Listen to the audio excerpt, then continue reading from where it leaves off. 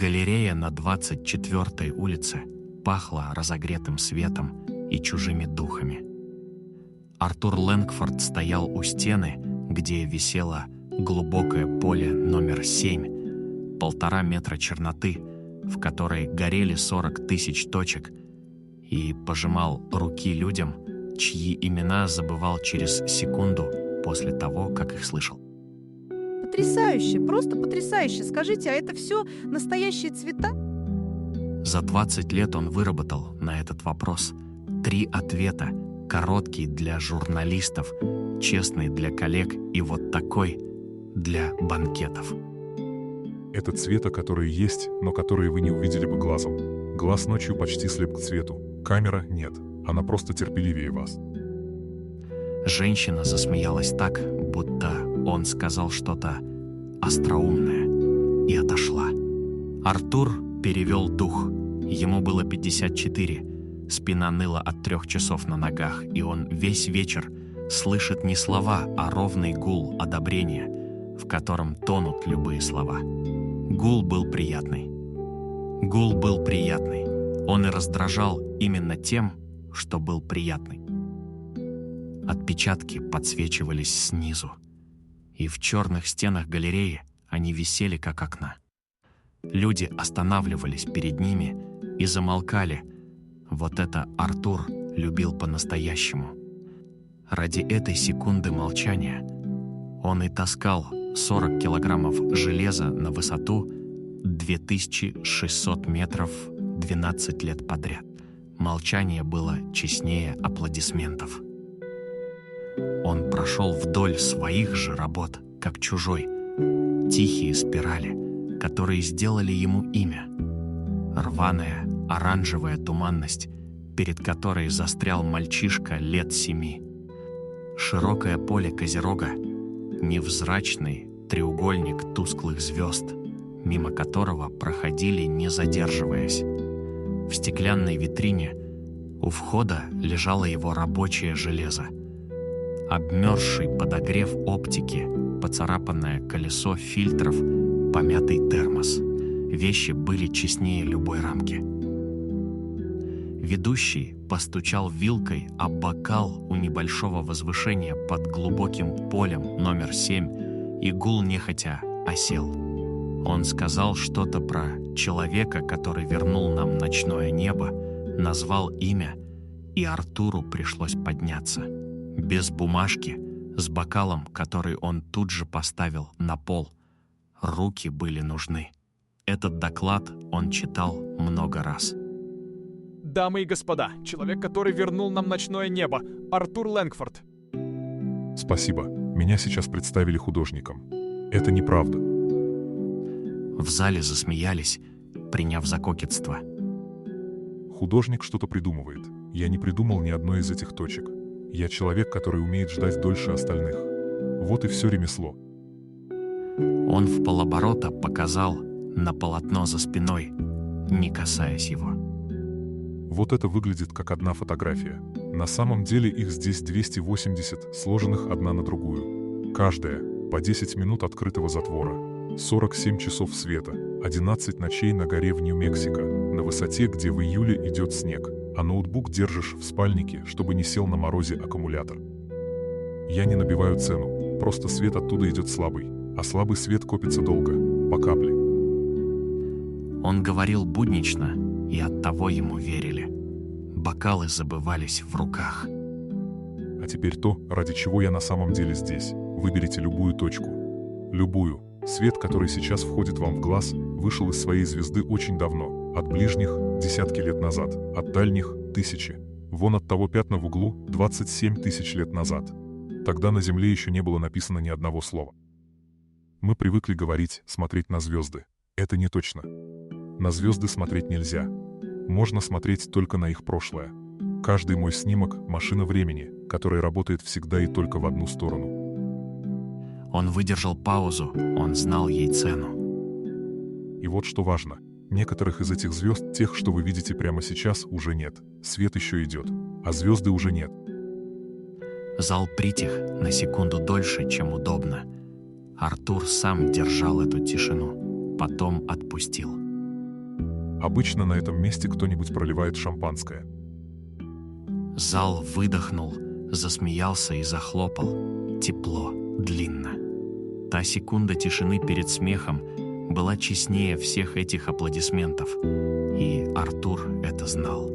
Он спустился, забрал с пола бокал и, наконец, добрался до углового столика, где можно было сесть и снять с лица выражение.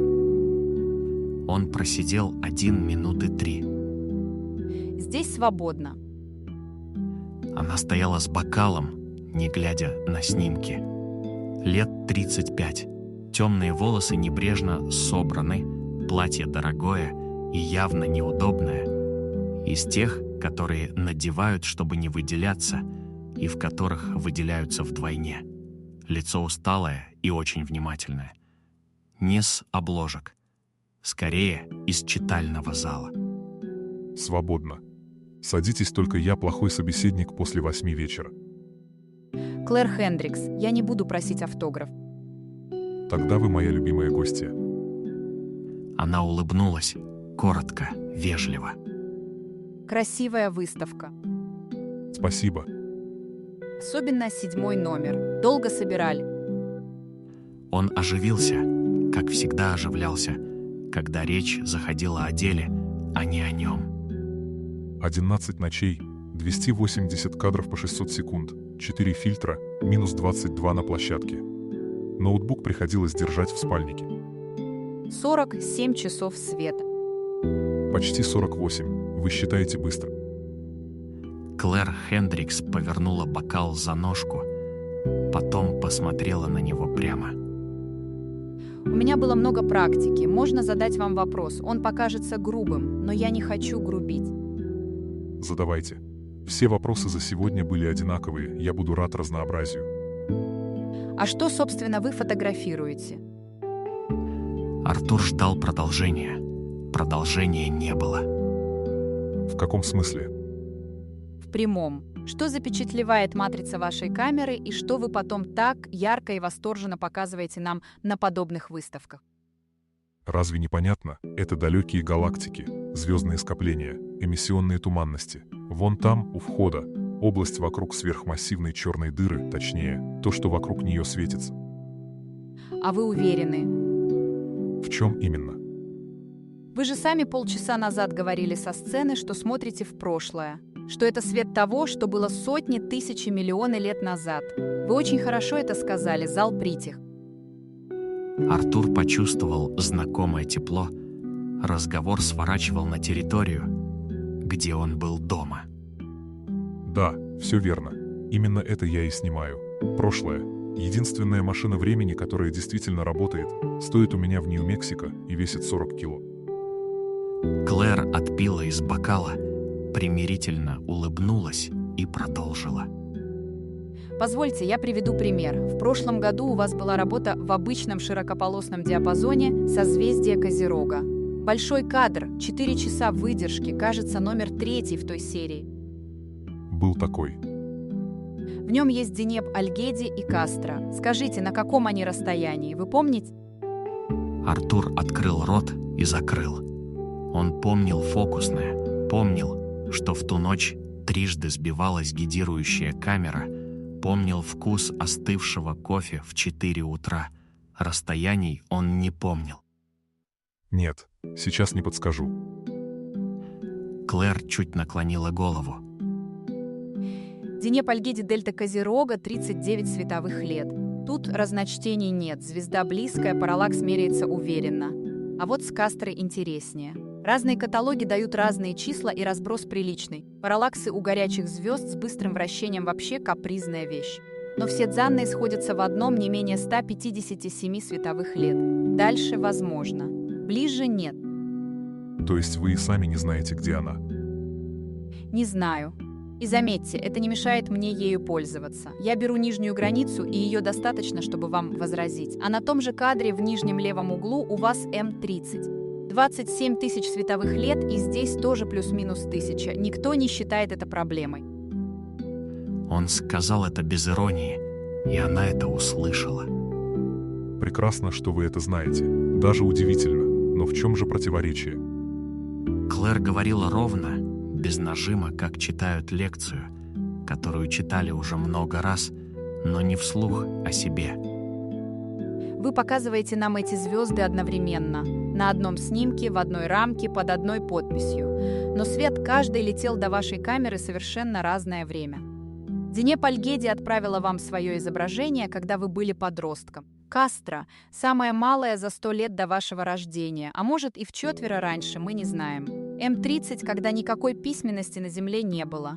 Следовательно, то, что вы нам показываете, никогда не существовало. Вот так одновременно, в таком взаимном расположении, никогда. И никогда не будет существовать. Это фикция. Или, если угодно, субъективное восприятие вашей камеры. Но никак не реальность. За соседним столиком кто-то громко рассказывал про аукцион. Артур слышал каждое слово и ни одного не понимал. Вы технически правы, абсолютно. Но что все это значит? И что, по-вашему, мне не стоит этим заниматься? Она посмотрела на него почти мягко. Занимайтесь чем угодно. Я не пришла вас останавливать, мистер Лэнгфорд. Я начала с вопроса, понимаете ли вы, что фотографируете? И то, что все выводы о том, какова Вселенная, мы делаем только в наших головах, никак не доказывает ни ее существования, никаких бы то ни было ее свойств. Мы здесь все обсуждаем свои фантазии, делимся ими, убеждаем друг друга в их правдивости и продаем их в рамках по $8000. Это жестоко. Это дешево с моей стороны. Простите за цену, она к делу не относится. Клэр Хендрикс встала, поставила недопитый бокал на край стола, вежливо кивнула, и через минуту ее темная голова затерялась среди спин в большом банкетном зале. Артур остался сидеть. Ведущий что-то говорил в микрофон, потом играла музыка, потом гасили верхний свет, оставляя только подсветку отпечатков, и глубокое поле номер 7 висело в темноте, как окно в комнату, которой нет. Артур сидел задумчиво еще долго, так долго, что охранник дважды прошел мимо, прежде чем решился спросить, все ли в порядке. Все в порядке? Все в порядке. Я просто смотрю. Красивая, как настоящая.